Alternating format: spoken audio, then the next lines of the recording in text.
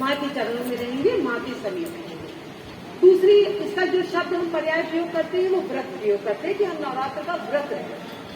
व्रत का एक अर्थ होता है प्रतिज्ञा, है ना। हम ये व्रत लेते हैं कि हम ये काम करेंगे, हम कहते हैं प्रतिज्ञा लेते हैं। तो हम प्रतिज्ञा करते हैं, हमने क्या प्रतिज्ञा की? तो जब हम व्रत लेते हैं तो हम सिर्फ इस बात का उपवास नहीं रह रहे हैं कि आज हम अन्न नहीं खाएंगे, हम मखाने की खीर खाएंगे, हम 40-50 रुपए फूटू काटा है, 100 रुपए जो भी हो हम वो खाएंगे, लेकिन हम अन्न नहीं खाएंगे और हम उपवास हैं, ठीक है। तो हमारा कहने का तात्पर्य है कि हम व्रत रहें, लेकिन उस व्रत के साथ हम एक प्रतिज्ञा लें। और व्रत किस चीज का लें? व्रत बहुत चीजों का ले सकते हैं। आज की दुनिया में हम अपने बच्चों को भी सिखाएं कि हम किस चीज का व्रत रहेंगे? शांत रहने का। हम आज के दिन शांत रहेंगे। आज सुबह उठेंगे, कल सुबह उठेंगे, कुष्मांडा माँ की पूजा करेंगे और ये कहेंगे कि आज हम शांत रहेंगे, कम से कम बोलेंगे, आज हम किसी पर क्रोध नहीं करेंगे। हम इस बात का व्रत लेते हैं, प्रतिज्ञा करते हैं कि हम अपने अंदर अहंकार को जन्म नहीं लेने देंगे कि हम माँ हैं तो बच्चे ने कैसे बोल दिया, सास है तो बहू ने कैसे कह दिया, छोटा है तो उसने कैसे कह दिया। हम अपने अंदर अहंकार को पनपने नहीं देंगे, है ना। हम क्रोध नहीं करेंगे। आज हम दिन भर मोबाइल का प्रयोग नहीं करेंगे। ये डिजिटल का युग है, जब छोटे बच्चे मोबाइल प्रयोग करते हैं, हम सब बिना मोबाइल के लिए रहते हैं। आज हम इस बात का व्रत रहेंगे कि हम मोबाइल के बिना अपने पूरे दिन को व्यतीत करेंगे। तो व्रत का मतलब केवल अन्न छोड़ना नहीं है, अन्न छोड़कर दूसरी चीजों को खाना व्रत करना नहीं है, क्योंकि उससे हम अपनी पाचन शक्ति, हम अपने शरीर की इम्यूनिटी पावर को बढ़ाते हैं, शरीर की प्रतिरोधक क्षमता को बढ़ाते हैं। तो उस प्रतिरोधक क्षमता को बढ़ाने के लिए फिर हमें बहुत ही न्यूनतम आहार को लेकर, जिससे हमारी उस दिन की दिनचर्या चल सके, उसको लेकर, इन सारे व्रतों को लेकर भी हम अपने अनुष्ठान को महत्वपूर्ण बना सकते हैं। हम भगवान के वरदान को पाने के लिए उत्तरदायी बन सकते हैं। दूसरा जो एक महत्वपूर्ण हम काम करते हैं, जैसे हमने आपको उपवास की बात बताई, हम जागरण, आजकल आपने देखा भी जब नवरात्र शुरू हो गई है और देवी जागरण होता रहता है, तो देवी जागरण का एक प्रचलन ये पहले बहुत कम होता था, बहुत होता है। पूरी पूरी सड़कें गिर जाती हैं, कितने लोगों को परेशानी हो रही है। हम किसी चीज का विरोध नहीं कर रहे हैं, हम खुद सनातनी हैं और इन सारी परंपराओं का पालन करते हैं, लेकिन कितने लोगों को परेशानी होती है। ये ठीक है कि रात में होता है, रात्रि जागरण होता है, दूर दूर तक माँ की जो ध्वनि है और जो मधुर ध्वनियाँ संगीत की हैं वो दूर दूर तक लोगों तक पहुँचती हैं, लेकिन उससे बहुत से लोगों को कष्ट भी होता है। बस इस जागरण का मतलब है कि हम अज्ञान में, कि जिस निद्रा में है, जो अज्ञान में की निद्रा है, उससे ज्ञान की मुद्रा में आना, उससे ज्ञान की तरफ का हमें जागरण करना है। अज्ञान के अंधकार में जो है उससे हमें ज्ञान के प्रकाश में अपने जीवन को ले जाना है। जागरण का मतलब सिर्फ एक और जो महत्वपूर्ण चीज जिसको हम कहते हैं, माँ के यहाँ भी दिया जाता है, दिया। यहाँ पर जो दिया शब्द है, पहले सब जगह, अब सबको भी बहुत से लोगों को याद होगा, दीपावली में भी हम लोग मिट्टी के दिए जलाते हैं। तो दिया का मतलब दिया और उसमें लौ जाए।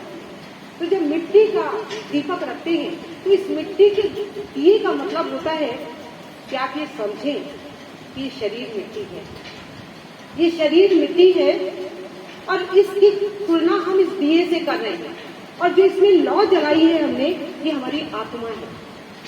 तो ये दिया का भी तो ध्यान रखना है, क्योंकि जब तक आत्मा है उसका ये स्थान है, पर इसका ध्यान रखते हुए हमेशा ये लौ जलती रहे, हम हमेशा आत्म रूप में रहे। हम ये समझें कि हम ये शरीर नहीं है, हम ये मन भी नहीं है, हम आत्मा है, और हमें इस दिए को जलाकर हमेशा इस भाव में रहना है कि हम आत्मा हैं, और आत्म जागरण के लिए हमें क्या करना है, कौन से कार्य करने हैं, हमें उन कार्यों को करना है और इस आत्मा रूपी लौ को हमें जलते रहने देना है। ये तात्पर्य। दूसरा दिया से एक और तात्पर्य है, दूसरा जो दिया का तात्पर्य वो एक और है कि दिया हम सब अपने जीवन में, हमने ये दिया, हमने वो दिया, हमने ये किया, हमने वो किया। हर व्यक्ति जिससे मिले वो अपनी बातों को कहता है, हमने लिया क्या, दूसरे ने हमको क्या दिया, इसकी चर्चा हम कम करते हैं, थोड़ी करते हैं। तो ये जो दिया है, इसका मतलब है कि हम लिया से दिया की तरफ बढ़े। अब बहुत सारा जीवन व्यतीत कर लिया है, अब अगर हम नवरात्र के मतलब को नहीं समझते हैं कि हम लिया से दिया की ओर अपने जीवन को अग्रसर करें, हम दें, क्या दें?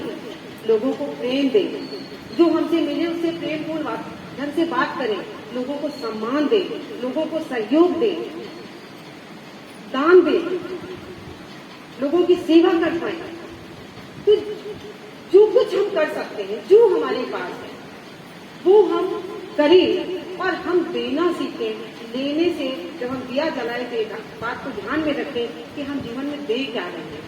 लेने की तो बहुत चाह है, माँ को भी करते हैं तो कुछ मनोकामना मान लेते हैं कि हमें ये चाहिए, पर गुरुदेव कहते हैं कि कुछ लौकिक चीजों को कभी मत मांगिए। ऐसी चीजों को मांगिए जो बड़े दूर तक जिनका प्रभाव हो, जो लोककारी हो, जो मंगलकारी हो, जो कल्याणकारी हो, जो आपके अंदर परिवर्तन कर दे।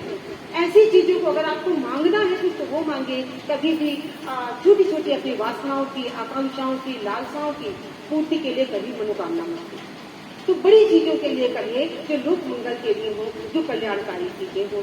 तो दिए का जो सही अर्थ है वो ये है कि हम इस अनुष्ठान को करके हम देना सीखें। उसके तो ये जब चीजें हम करें तो इस तरह से हम देखते हैं कि जब हम देवी के इन 9 रूपों की और जो उनके अस्त्र शस्त्र हैं और जो हम जिस ढंग से पूजा करते हैं, वो हमने देखा कि किस तरह से हम माँ की आराधना करते हैं और उनकी पूजा करते हैं। तो अगर हम इसको सारांश रूप में देखना चाहें तो हम ये कह सकते हैं कि हम माँ के इन 9 रूपों में जब हम पूजा करते हैं, जब हम अनुष्ठान करते हैं, जब हम प्रतिज्ञा करते हैं, जब हम व्रत लेते हैं, तो हम इस बात का व्रत लें कि हम अपने अंदर की जो आसुरिक प्रवृत्तियां हैं, कोई राक्षस नहीं था, कोई असुर नहीं था जिनका माँ ने मर्दन किया, पर ये जो हमारे अंदर जो असुर शब्द आता है, ये हमारी आसुरिक प्रवृत्तियां हैं, हमारे अंदर के विकार हैं। तो हमें कैसे इस व्रत को रखते हुए अपनी देवी माँ से शक्ति मानते हुए हमें कैसे अपनी इन आसुरिक प्रवृत्तियों को दूर करना है। क्योंकि ये बात हमेशा ध्यान रखिए कि जो आत्मा है, जिसने बार बार कहते हैं इसने हमारी आत्मा को बड़ा दुख पहुंचा है, पता नहीं आत्मा देखा कि नहीं देखा, पर ये जो आत्मा है इसके मुख्य जो वास्तविक ओरिजिनल गुण है वो केवल 2 है। एक गुण है दिव्यता और दूसरा गुण है पवित्रता। तो जैसे अब ये दिव्यता कैसे जागृत होगी? जैसे जैसे हम अपने विकारों को खत्म करते जाएंगे।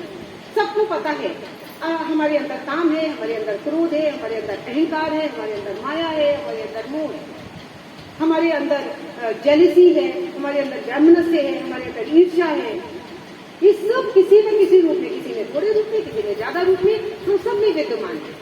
तो हम जैसे जैसे अपने इन विकारों का, जैसे जैसे अपनी आसुरिक प्रवृत्तियों का मर्दन करते जाएंगे, इनका दमन करते जाएंगे, एक एक करके शैने शैने धीरे धीरे, वैसे वैसे हमारी आत्मा दिव्य होती जाएगी, हमारे अंदर दिव्य शक्तियों का उदय होता जाता है। जैसे हम कहते हैं ना, एक म्यान में 2 तलवारें नहीं रह सकती हैं। जब हमने इतने सारे विकार, इतने सारे आसुरिक प्रवृत्तियों को अपने अंदर रख रखा है, तो दैवीय प्रवृत्ति कहाँ आएंगी, कहाँ रहेंगी? हमें इस बात को बहुत ध्यान में रखना है। तो ये ध्यान रखिए कि जैसे जैसे हम अपने विकारों को खत्म करेंगे, वैसे वैसे दिव्यता जागृत होगी।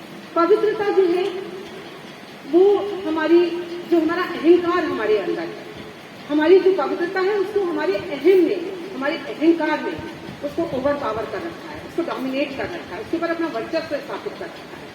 हम सब कहते हैं नहीं, हम तो स्वाभिमान की बात करते हैं, अहंकार की बात नहीं करते। पर अहंकार और स्वाभिमान के बीच एक बड़ी पतली सी लकीर होती है। कहीं न कहीं जब कोई भी हमसे गंदे तरीके से बोलता है तो अच्छा हम उनको बताएंगे, या इन्होंने कहा, बच्चे ने ऐसा कहा, हम भी बताएंगे, इन्होंने हमारे बेटे की बुराई की, हम भी इनके बेटे की बुराई करेंगे। ये हमारा अहंकार है, ये हमारा स्वाभिमान नहीं है। क्योंकि हम तुरंत उस बात पर लौट जाते हैं। तो जैसे ही हमारा जो ये अहंकार है, हमारी जो अंदर के पवित्र भाव है, जो पवित्रता है, उसको कहीं ना कहीं हमारे अहंकार में ओवर पावर कर रखा है, कहीं ना कहीं पर अपना वर्चस्व स्थापित करा है।